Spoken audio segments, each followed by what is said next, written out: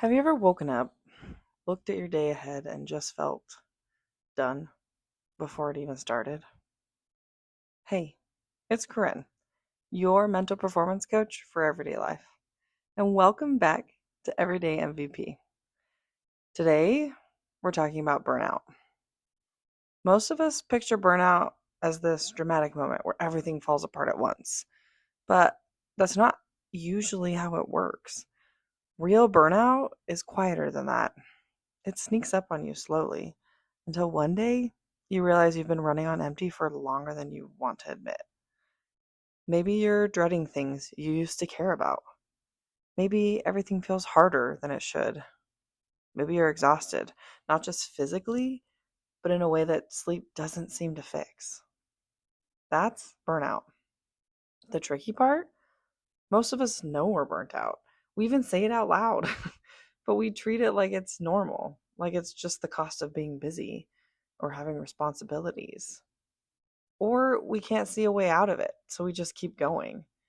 And that's exactly what burnout wants you to do. Keep going, because the more you ignore it, the more it takes from you. Here's what's important to understand. Burnout is not a personal failure. It's what happens when your mind and body have been under sustained pressure without enough recovery. It's a signal, and signals are meant to be listened to.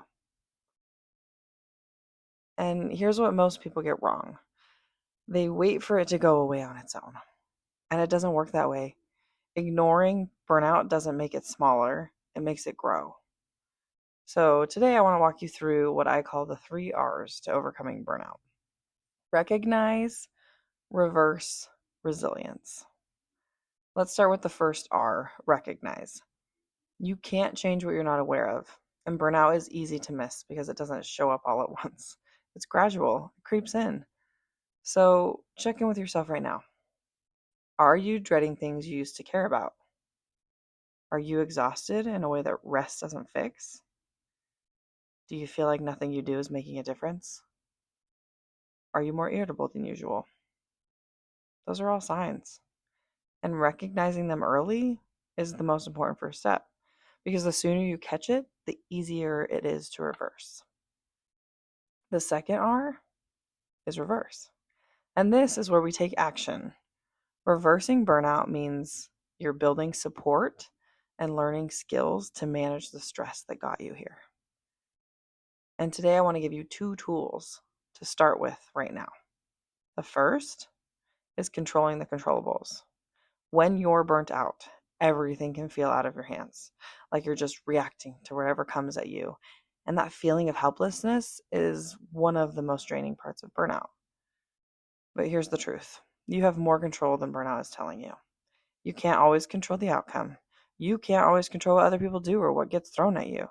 But you have full control over your effort, your attitude, the choices and decisions you make right now. Try this right now. I want you to grab a piece of paper, or if you don't have a piece of paper and you're driving, just think about it. Draw 2 circles, one inside the other. And in that inner circle, write down everything you can control. Your effort, your response, your boundaries, how you spend the next hour.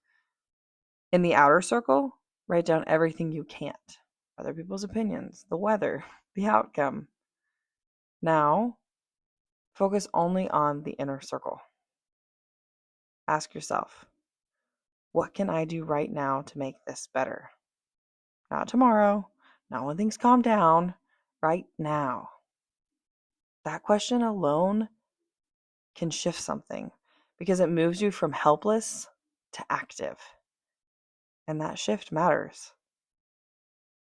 The second tool is reframing the way you look at what you're doing. When burnout sets in, the story you're telling yourself about work changes. What used to feel meaningful starts to feel like a burden. What used to energize you starts to drain you. But sometimes the work hasn't changed. The lens has.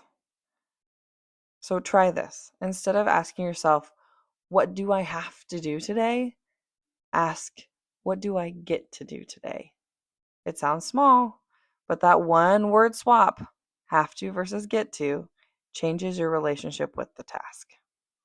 It's the difference between pressure and purpose. Viewing stress as a challenge rather than a threat. Viewing pressure as a signal that something matters rather than proof that you can't handle it. These aren't just positive thinking tricks. They're genuine shifts in how your nervous system responds to what's in front of you. The third R is resilience. And this is the long game. Reversing burnout gets you back on your feet. Resilience keeps you there. Building resilience means you're actively improving your physical and mental fitness, not just recovering from stress, but training yourself to handle more of it without breaking or without breaking down as often. Physically, that means looking at the basics, your sleep, your movement, your nutrition. These are the foundation your mental performance sits on. When your body is depleted, your mind follows. Mentally, it means building skills, like learning to reframe pressure, knowing where your controllables are before burnout tells you there aren't any. Every small habit you build now is a deposit into an account you'll be glad you have when things get hard. And this is something I see all the time with clients. They come to me when they're already in the thick of it, exhausted, overwhelmed, looking for a way out. And we can absolutely work through it together. But the truth is, it wouldn't have gotten that deep if they had been building these skills during the seasons when things were going well. It's so much easier to build resilience when you're not already running on empty. Resilience isn't built in a crisis. It's built in the quiet moments before one. So, here's your MVP challenge this week. Work through all 3 R's today. Recognize. Check in honestly with yourself and notice if burnout is sneaking up on you. And if it is, reverse. Choose either the circle exercise, the 2-circle exercise, or the have to versus get to reframe, whichever feels most useful right now to you. And then resilience. Pick one thing today that improves your physical or mental fitness and do it. Burnout doesn't have to win. You don't have to fix everything today. You just have to take one step back towards yourself. If you're realizing right now that you might be in burnout, don't just sit on it. Use the tools we talked about. And if you want more structure, I have a free burnout guide that gives you 11 ways to overcome burnout. Just reach out to me on Instagram with your email, or you can email me. My email is mindleet@gmail.com. And remember, Mindleet team, your most valuable player is you. Every day is a new day. Breathe in, breathe out. You've got this.